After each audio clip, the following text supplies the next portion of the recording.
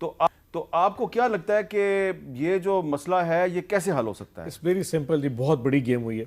यानी कि पंजाब के पास 46-60 लाख टन गंदम पड़ी थी। इन्होंने उस वक्त निगरान गवर्नमेंट ने 22 अक्टूबर 2023 को यूक्रेन से गंदम अलाव कर दी।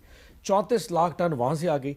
40 लाख टन के जखायर पड़े हैं इस वक्त, और हम 34 लाख यूक्रेन की। तो फिर एहसन इकबाल साहब सही कह रहे हैं कि गंदम इंपोर्ट करने वालों को सजा मिलनी चाहिए। सुने ना, 3100 रुपए की यूक्रेन से गंदम मंगवाई, पंजाब में 4500 की बेची, और हमारी जो पंजाब में गंदम, उन्हें कहा जी 4600 से नीचे नहीं अलाउ हो सकती। तो किसी ने पंजाब की गंदम उठाई नहीं, हम सारे यूक्रेन की गंदम उठा के उन्होंने यहाँ पे पाकिस्तान के अवाम को खिला दी। अब इशू क्या हुआ, 22 अक्टूबर को अलाउ करते हैं और 8 दिन बाद पहला जहाज यूक्रेन से फौरन आता है।